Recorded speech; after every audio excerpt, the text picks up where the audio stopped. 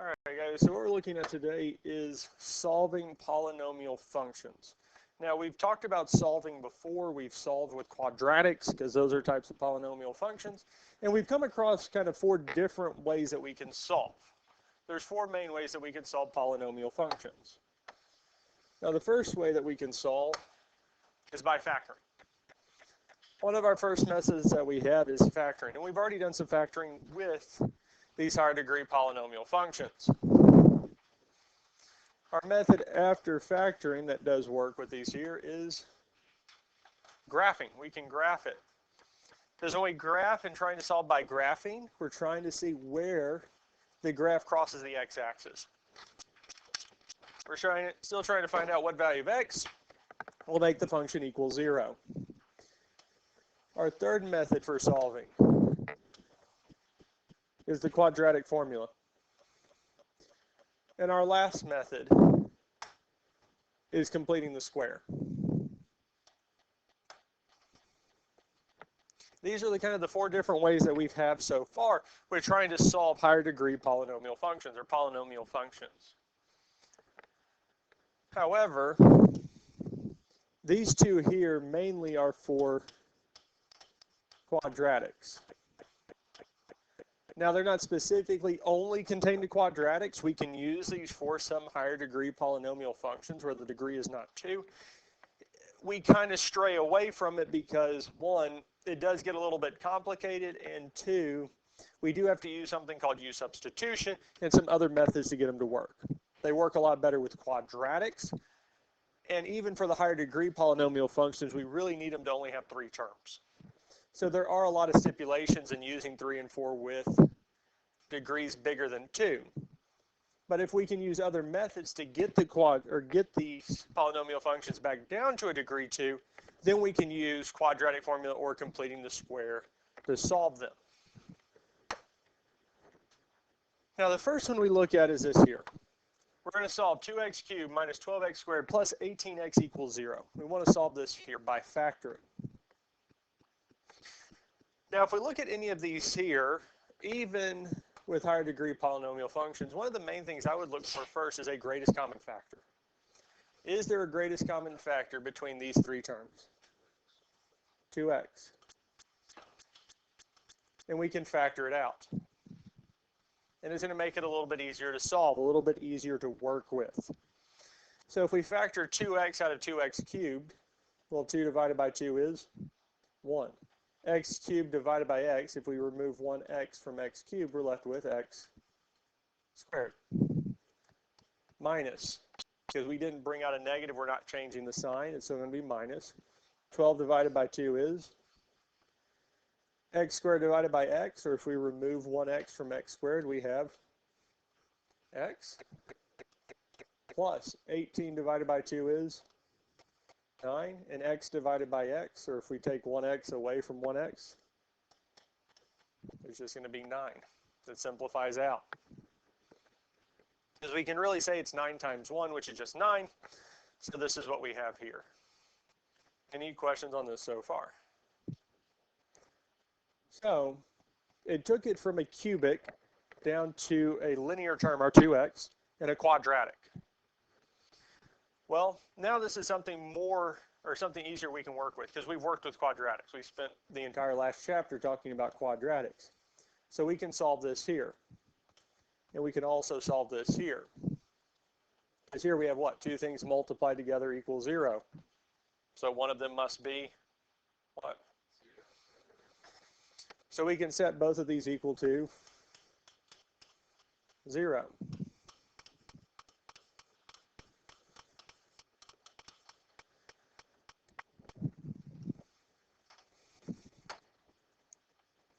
Now we could solve the one on the left first, 2x equals 0. So what can we do to solve that there? So we can divide both sides by 2. 2x divided by 2 is just x. 0 divided by 2 is 0. There's one solution, x equals 0.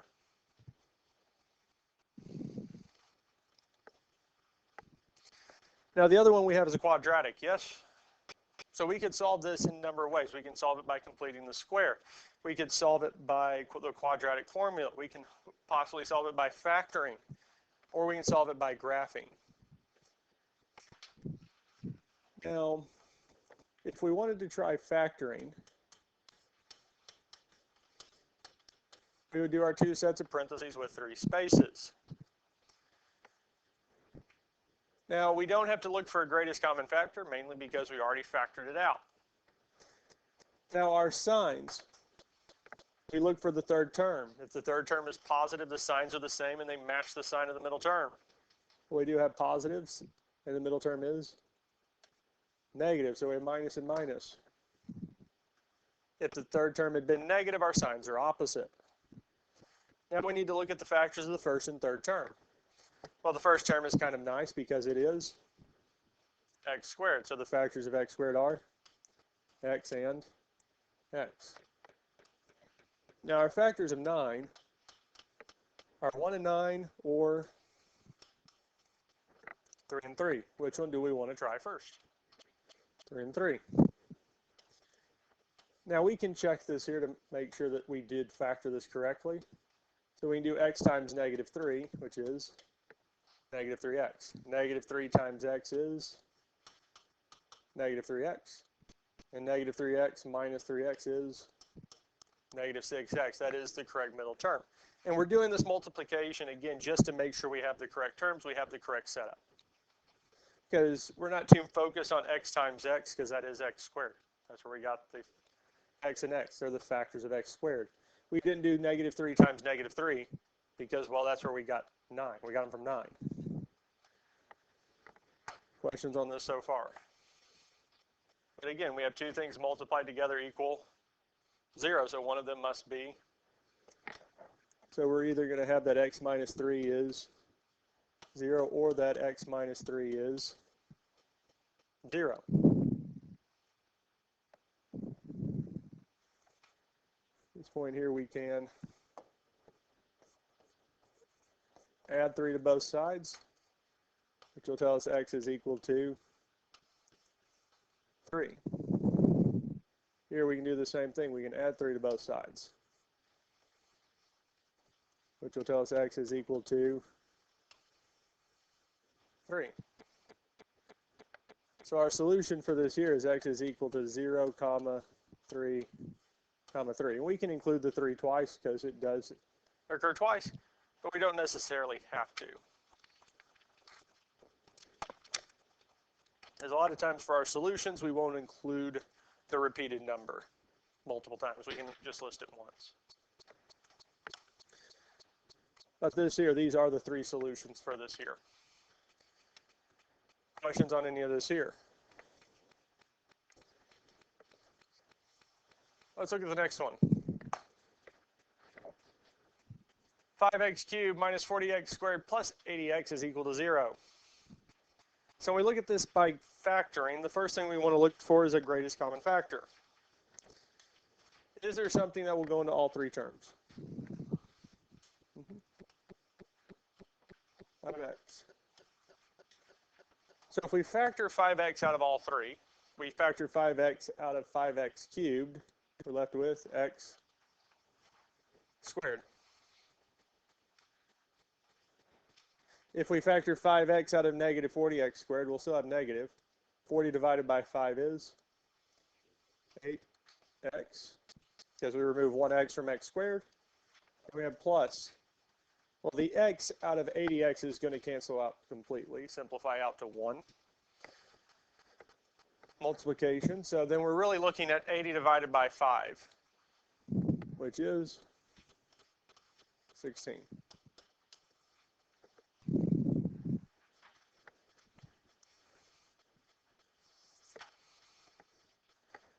Okay. Now again, we have 2 things multiplied together equal 0, so one of them must be 0. We're either saying that 5x is equal to 0, or that x squared minus 8x plus 16 is 0.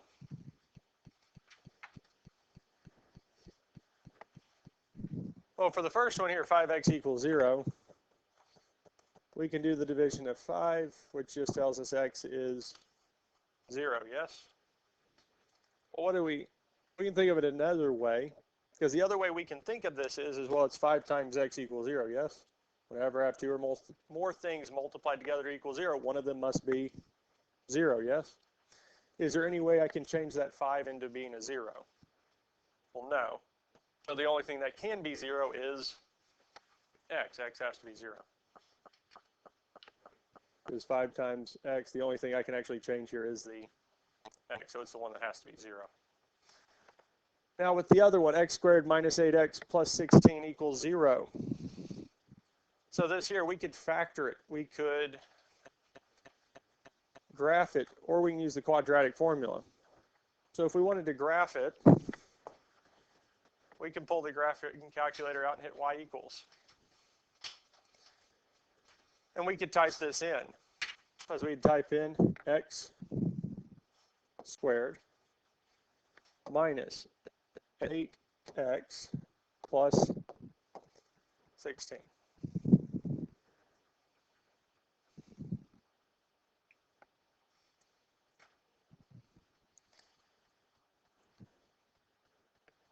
Any questions on how we type this in? Do you feel comfortable typing them in? And we can hit graph.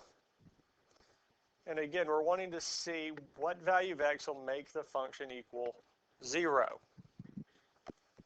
So we can go second graph to look at the table.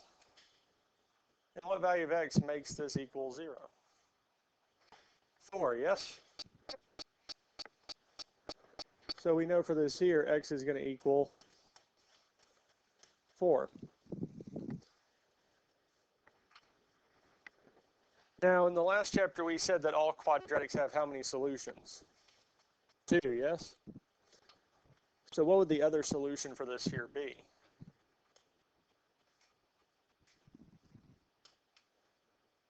Because if it doesn't cross the x-axis, it just touches it and goes back up. We have a multiplicity of 2 at that point. Well, another way we can look at it is with synthetic division, because if it is a solution or a factor, it'll give us a remainder of 0, yes? So what I can do is I can put 4 into the cubbyhole. Across the top, we'd have 1, negative 8, and 16. Bring down the 1. Well, 4 times 1 is 4. Negative 8 plus 4 is negative 4. 4 times negative 4 is negative 16, and 16 plus negative 16 is 0, yes?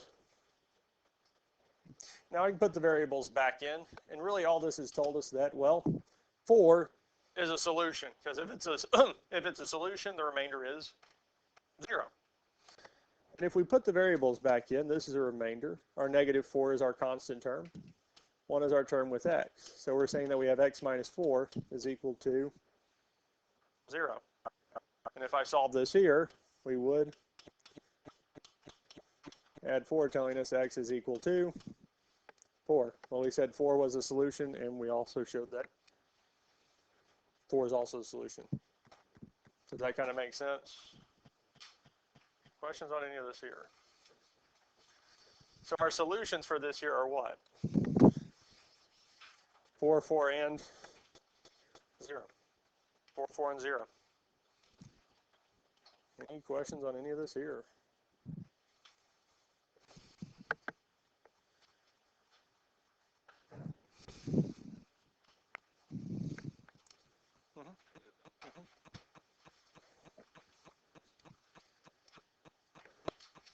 We're looking at the next one here. We want to find the solutions of this function here.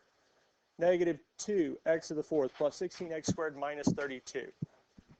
Then sketch a graph of the function. So for the homework, I'm not going to ask you to sketch the graph as a part of your assignment. You don't have to sketch it. But if we're going to look at the graph anyways, let's go on and graph it. So we can grab the graphing calculator.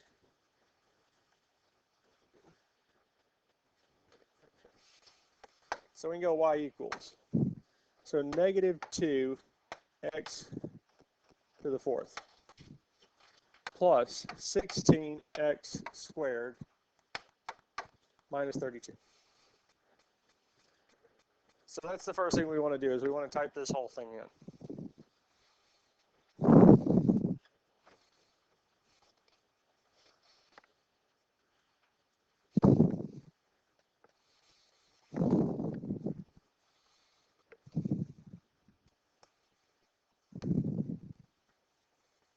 We get it typed in, because once we get it typed in, we hit what?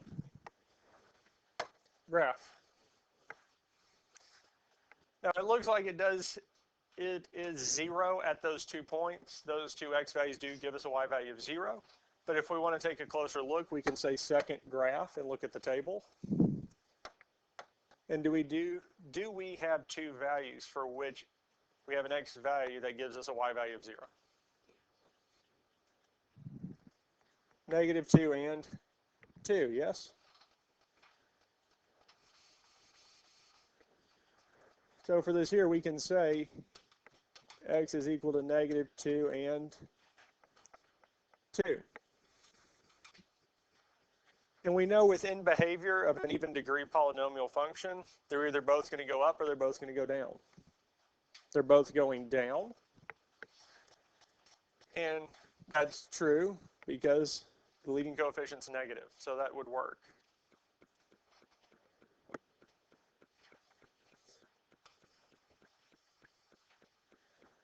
Realistically, there are two other values for this here that work, and those two other values are actually -2 and 2. They work twice. It's just like with quadratics, as we said, if it touches the x-axis but doesn't cross it, it has an even multiplicity.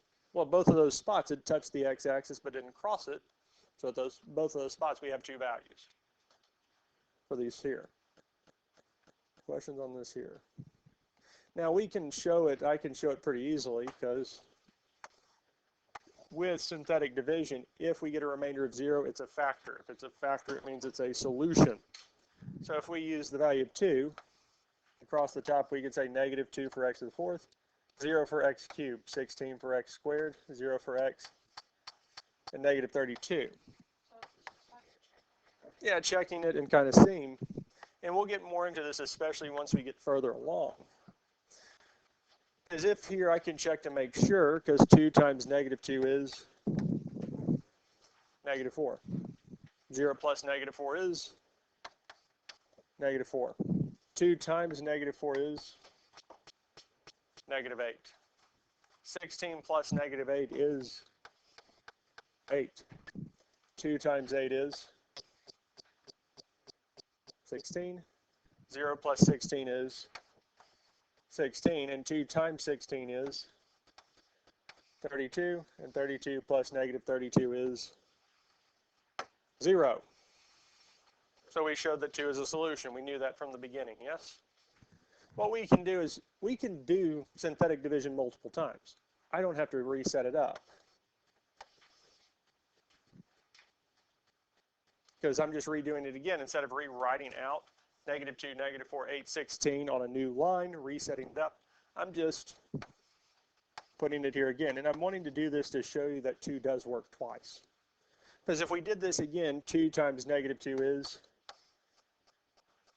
-4. -4 plus -4 is -8. 2 times -8 is -16. 8 minus 16, 8 plus -16 is -8. 2 times -8 is -16, which gives us a 0. So again, it shows us that this does work. And if we wanted to check -2, we could keep going and do this again. -2 times -2 is 4.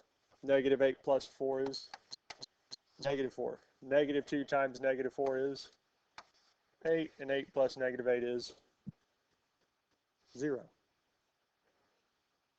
Which does leave us with these two here. Just saying that -2 minus 4 is 0.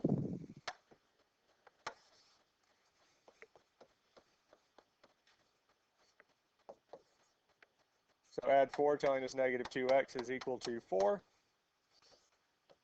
Divide both sides by negative 2, which just tells us x is negative 2. So really all I did was show us that negative 2, negative 2, 2, and 2 work, which we got from the graph.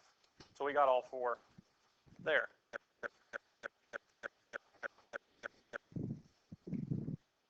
It's a little above and beyond because really we could have just stopped at x equals 2 and negative 2 because those are all the solutions. And if we notice that it doesn't cross the x-axis, we can just say that they have a multiplicity of 2. Those zeros occur twice. We have 2 2's and 2 negative 2's. So find the zeros of this here, x to the 4th minus 18x squared plus 81. Well, what can we do? We can graph it. So we can say x to the 4th plus, what was it, 18 minus, thank you, 18x squared plus 81. I think probably some of you have already hit the graph, yes? So we have this here.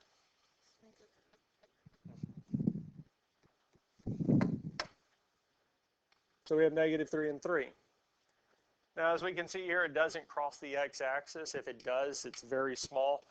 But our two solutions are negative 3 and 3.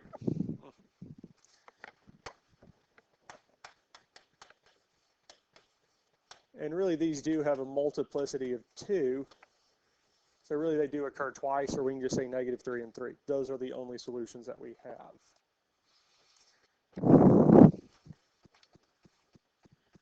Questions on any of this here? So are we good with this here so far? Yes?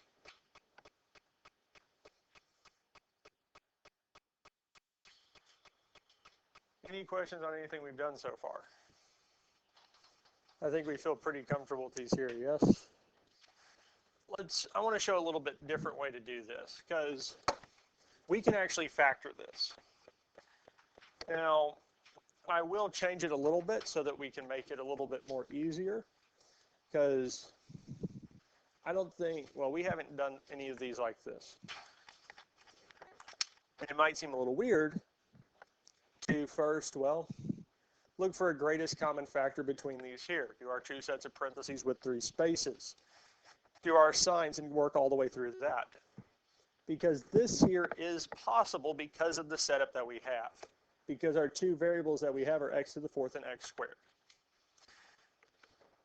And what I'm going to do is something called U substitution. Because I talked about it a little bit at the beginning of class today. And what U substitution is, well, if we substitute, we replace something, yes? Because you've done substitution with solving systems. And what I can do here is set U equal to x squared. I'm going to set U equal to x squared. And if we look at this here, this equation, well, x to the 4th is really the same as saying x squared squared, because powers of powers multiply. So we're comfortable with saying that.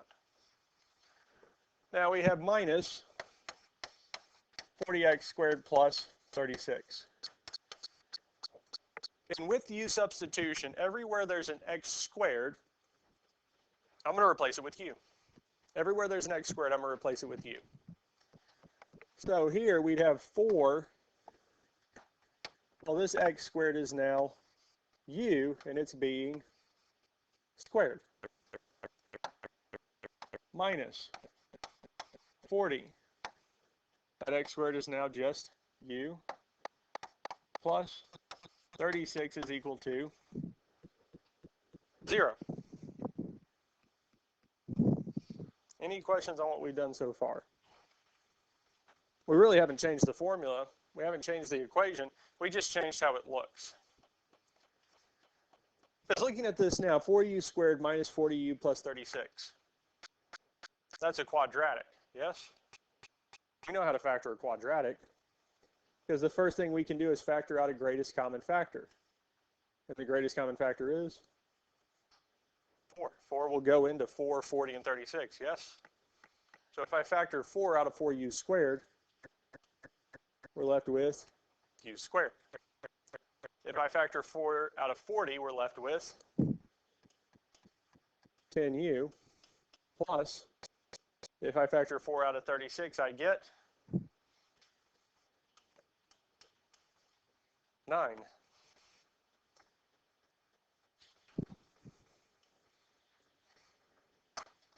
So we really have 4 times u squared minus 10u plus 9. We can factor that.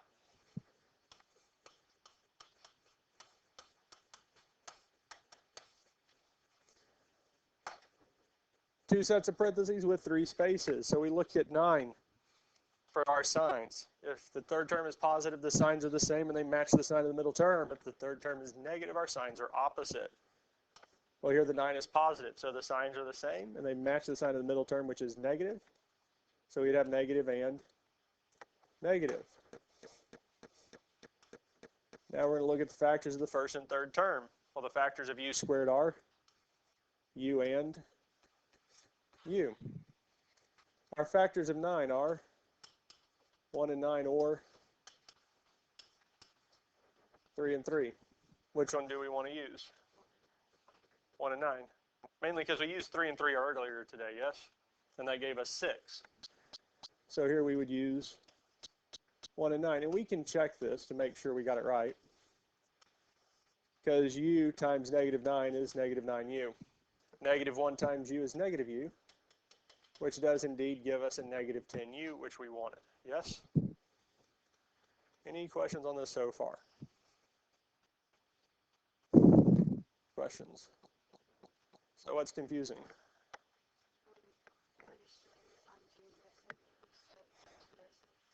I don't know if I should do this or this. That's it. I know, but like, could I take this? Yeah, you could do, so on the last one, the last two that we've done, we could have done this with it. So what we did on the last two, we could actually done this. But it also works out that if we had graphed this and gotten solutions, that would have worked too. So both of them work. Does that make sense? I'm showing you this so that you can see it and that we can do this with factoring. And the nice thing with u substitution is we took it from 4x to the fourth minus 40x squared plus 36. Something that just looking at it, we didn't know how to start. But just by replacing the x to the fourth with u squared and x squared with u, we've made it into something we can understand, or something we're used to dealing with and working with. Now we have it down to this here, 4 times u minus 1 times u minus 9, yes? I have two things multiplied together that equal 0, really 3 things, yes? So one of them must be 0. So we're either saying that u minus 1 is 0 or u minus 9 is 0, yes? Any questions on anything we've done so far? Now, is u really the variable that we're dealing with? Well, no, we're dealing in terms of x, yes? Well, what did we say u was equal to? So when we get all the way down here in solving, I can replace u back with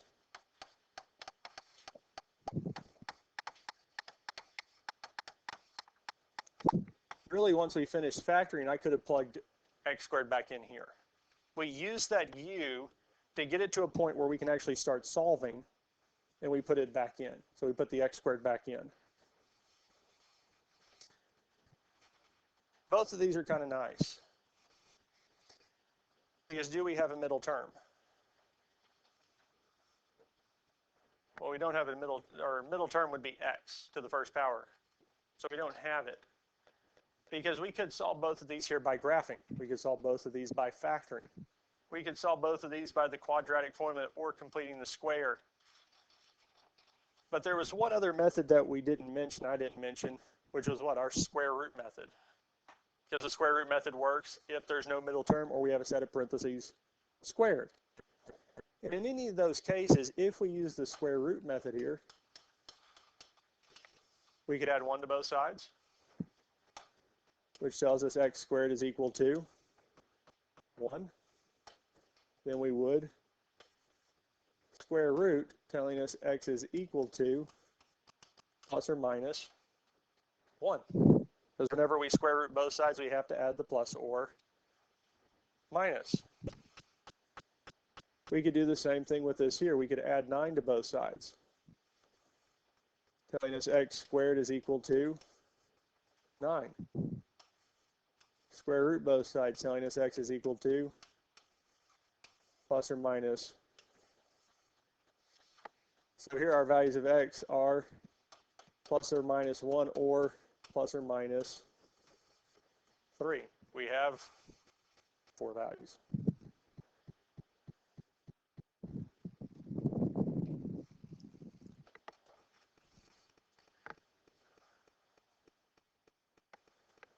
X to the fourth minus 40x squared plus 36. Questions on this here?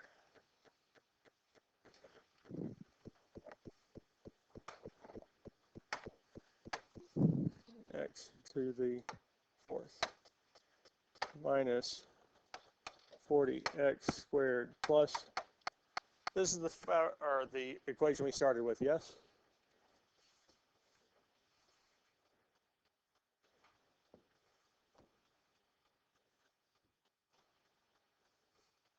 So what x value gives us a y value of 0? Negative 3, negative 1, 1, and 3. The same ones we just found using U substitution and factoring, yes? So if it does give us whole numbers, graphing will work. So if factoring worked and gave us whole numbers, we could have graphed it. Either way works. Questions on any of this here?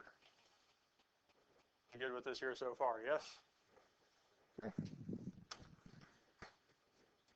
Let's look at the next one. 2x to the fifth plus 24x is equal to 14x cubed. Well, with any of these here, if we're solving higher degree polynomials, we need these equal to 0. We need to get them equal to 0. So, what would be the first thing we need to do? Make it equal 0. How can we get this equal to 0? We can cube from both sides.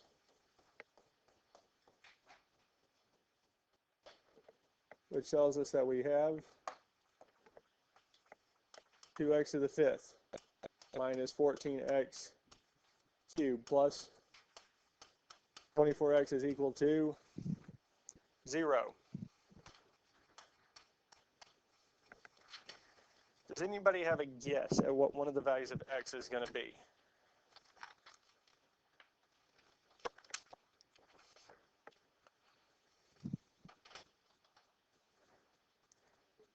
So, do we have any term in there that doesn't have an x?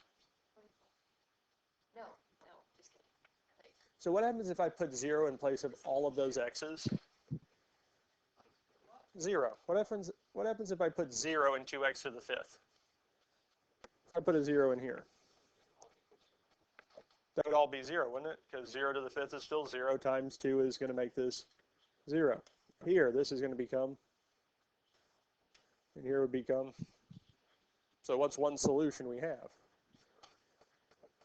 Because if we don't have a constant term, we don't have a number without a variable, that they're all with variables, one solution we know is going to work is 0. Because this here, well, we have 36, it doesn't have a variable, yes? So 0 won't be 1.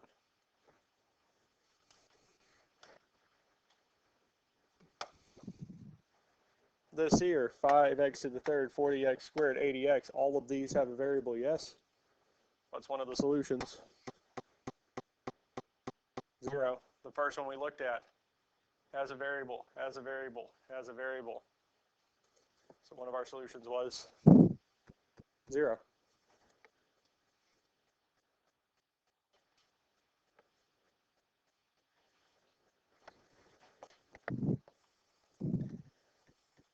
And one thing else that's interesting is whatever the degree of the smallest variable is how many times 0 is going to appear. So here, the degree of our smallest variable is 1? Because we just have just x by itself, so the number of zeros we're going to have is 1. If the x to the third had been the smallest one, we would have 3. Well, the first thing we could do is graph it. So we have 2x to the 5th minus, I'm trying to remember what the next term is, 14x squared, or cubed, isn't it? Cubed plus 24x. We can hit graph, yes?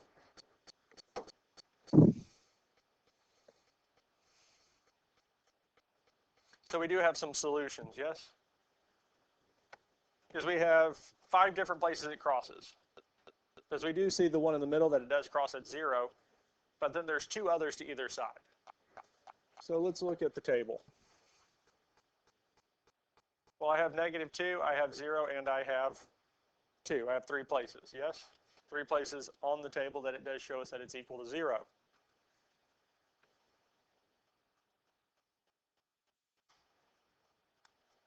Do we have any other values?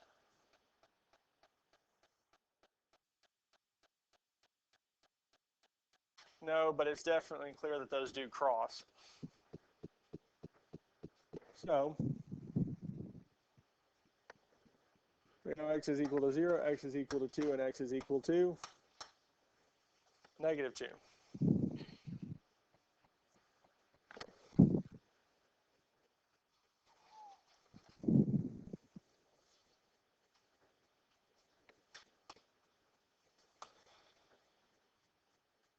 Any questions on this here so far? There's different ways we can get those other solutions. One of them is to factor this. So we can go back to using U substitution and factoring out a greatest common factor. Now, one of the biggest things we will get into, especially tomorrow because we're not finishing this today, is using synthetic division to find the other two factors.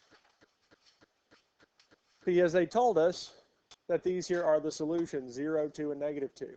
So we can use synthetic division to bring it down. As I've said a few times now, what we want to do is if we can get this down to a quadratic, that's the goal.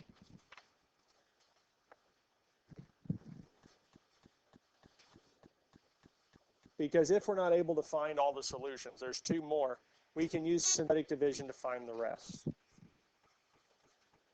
But we will save that for tomorrow. When we start getting more into this here with finding those other solutions.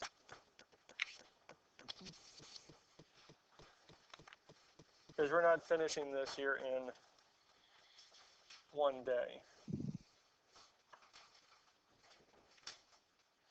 Because the other 2 solutions are the square root of 3 and negative square root of 3. Those would be the 5 solutions. Huh? So we are